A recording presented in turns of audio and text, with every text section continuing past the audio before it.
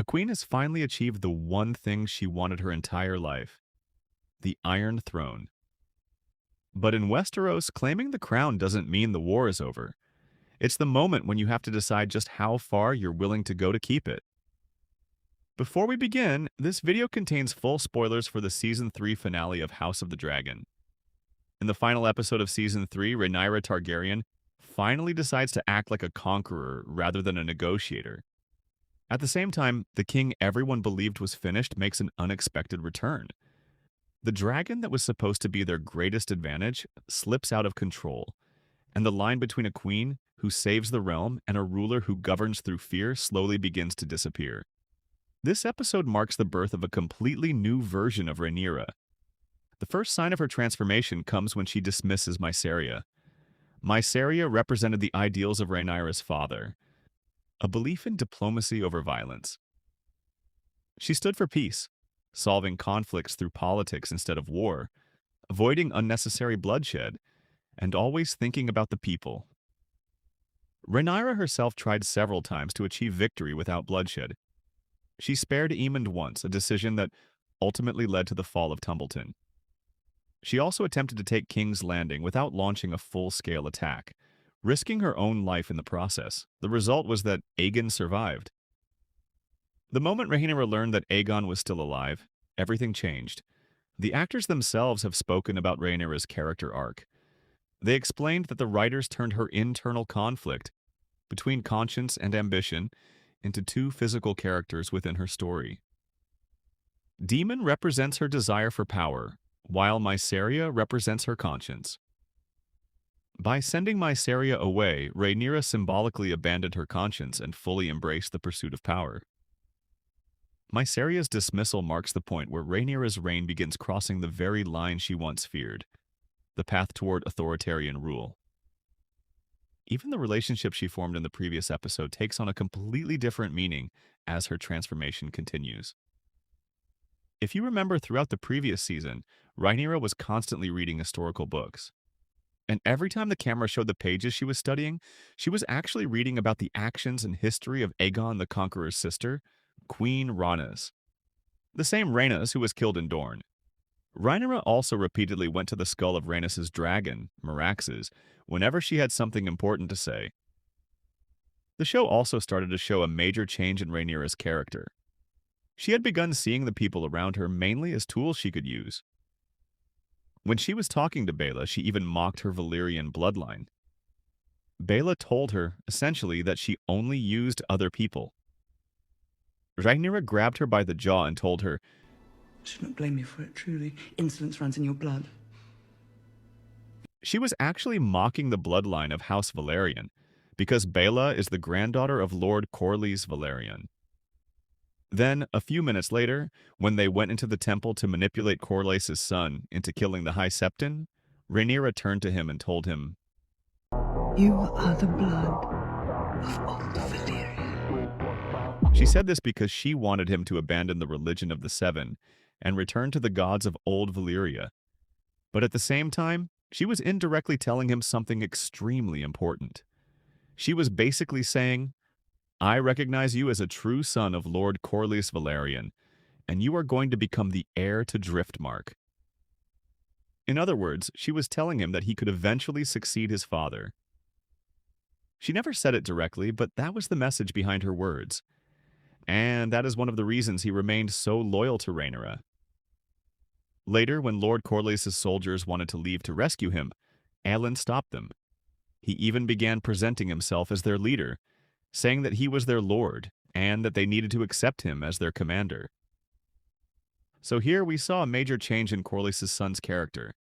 He clearly wants to become his father's successor, both because of the power and status that would come with it, and because he wants to pursue a relationship with Baela. And the only real way for him to have a relationship with Baela is to become a lord himself. That is why he is so determined to inherit Lord Corlys' legacy and eventually become the Lord of the Tides.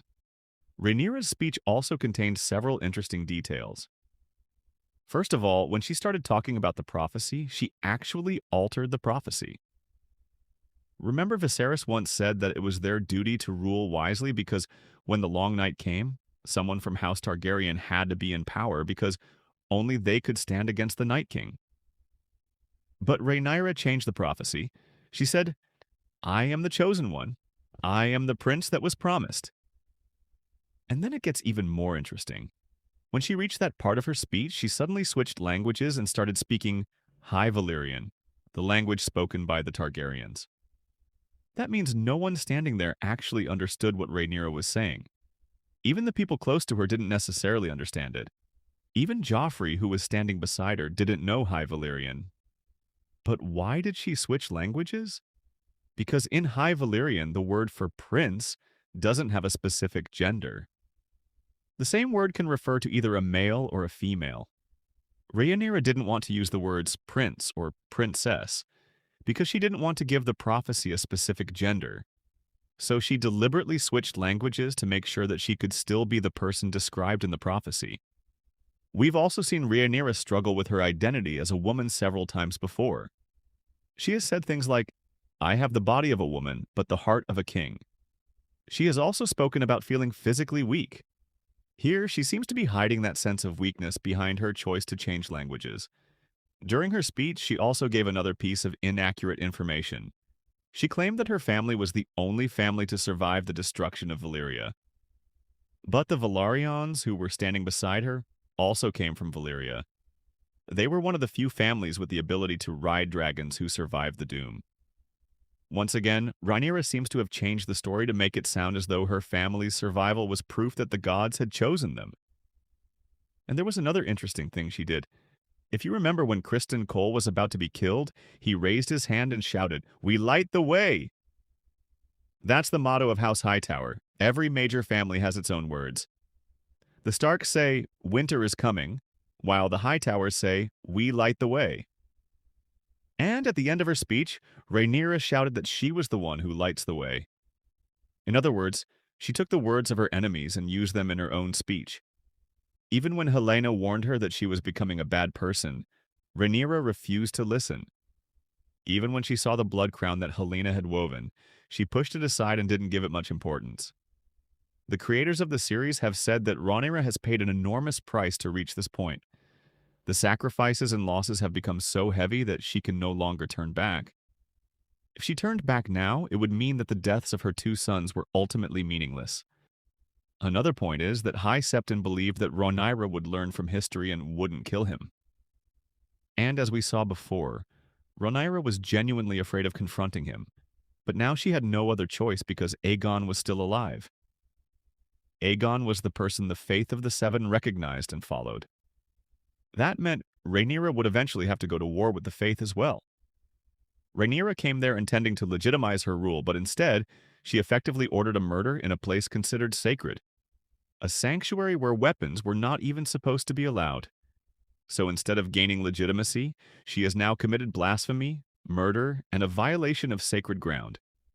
And that could mean that in the next season, Rhaenyra may have to fight not only her political enemies, but also the Faith of the Seven. Now, what happens after Rhaenyra and Mysaria separate? We saw that Mysaria took advantage of the chaos that Rhaenyra herself had created and escaped. The guards will most likely remain in the capital. After all, Rhaenyra has now become the kind of ruler that people like Mysaria have always suffered under. Because of this, Mysaria will probably turn against Rhaenyra, not necessarily by joining the Greens, but by remaining in the capital and influencing the balance of power from the shadows. Larys Strong was absent from this episode, but as we remember, Larys had Otto imprisoned and was essentially keeping him as a potential gift for Rhaenyra. His plan was to have Otto available in case the capital fell to the Blacks, so that he could eventually join their side. He will most likely return to the capital and come into Rhaenyra's orbit, potentially taking Mysaria's place and helping complete Rhaenyra's downfall. It's also possible that Larys and Mysaria will eventually come into conflict, just as they were constantly at odds during the first season. And this brings us back to the design Helena had woven. Rhaenyra is slowly becoming exactly what that vision depicted. In Helena's design, the dragons behind Rhaenyra were being torn apart. Some of them were literally burning in flames, and you could even see the leg of one of the dragons lying separately. But even more importantly, blood was flowing from Rhaenyra's crown, running down across her entire body. And if you remember the opening credits, whenever something happened in one episode, we would often see that event represented in the following episode through Helena's woven tapestry. For example, in today's opening credits, we saw that Aegon's return had been added to the tapestry. So, in a way, Helena was weaving history itself, and now that she has depicted the queen in this way, she may be foreshadowing the bloody wars that are still to come. The burning dragons we saw in Helena's tapestry may have been showing us the ultimate consequences of Rhaenyra's war.